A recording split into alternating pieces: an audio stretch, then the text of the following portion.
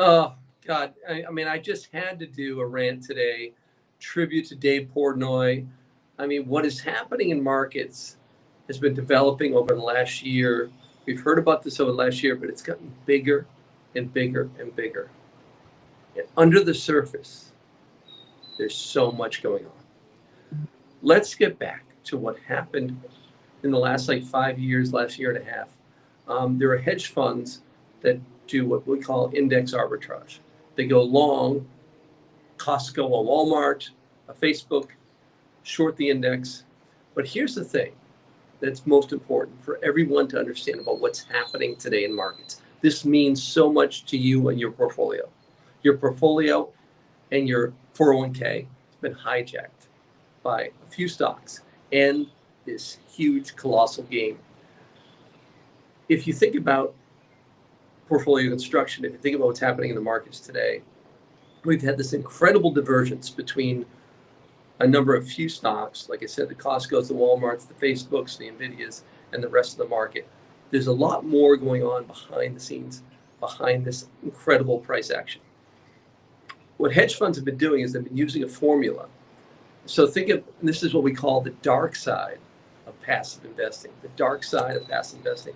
There's a chapter in our book here, How to Listen When Markets Speak. The dark side of passive investing. You got to pick this book up today, How to Listen When Markets Speak. This dark side this is one of these recipes that when it starts off with the best of intentions and it gets more and more and more kind of evil in some respects, passive investing. So if you think about what's the float of a stock, Costco, Walmart, any stock in let's say the top 20 stocks in the S&P, you have passive inflows that have to buy every month. And then you have buybacks. But when passive investing gets so big, and all that means is the S&P 500 owns certain companies. And so your Vanguards, your State Streets, your BlackRocks, they own these shares. And those shares aren't really traded publicly the way an active, in the old days, in the 80s or 90s, these shares would be traded between active managers. There's a point where active management gets so big that the actual float, the public float of these stocks gets smaller and smaller and smaller because these shares of these top stocks, whether it be Facebook or Costco, just look at a chart of Costco relative to the market. The true float, because so many passive funds own these stocks, is relatively small. So a small cabal of hedge funds can juice these equities up exponentially because there's really no shares that are available for sale. And so what they use is this formula, like we said before, as 401ks want to buy more and more stocks, money comes in every month. Those are called passive inflows. Then you have stock buybacks from the companies. But then you have the formula that's used in the strategy for looking at the true float of these equities, the true float. And so outside of the passive ownership of these equities, the float is very questionable. And the same thing with S&P inclusion and the NASDAQ and the S&P, like new stocks that come in. Look at Palantir. Palantir comes into the S&P 500. The S&P 500 has to buy the stock. And then there are all these index trackers that have to buy the stock.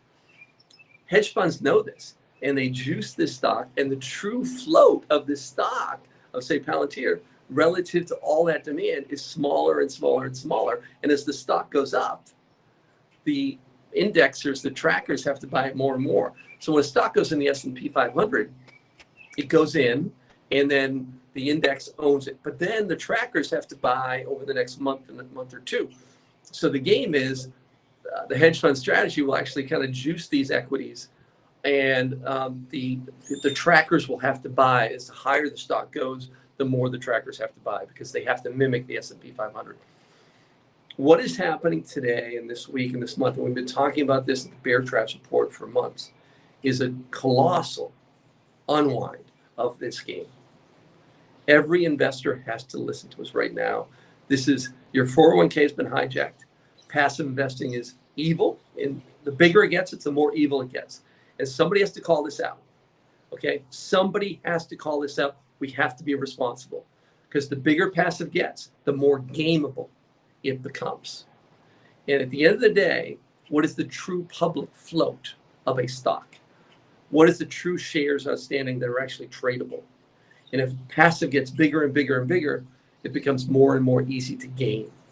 Join us tomorrow. We have a special segment with Craig Shapiro and myself and a special guest. Join us tomorrow. Really excited. Thank you, and we'll see you at the top.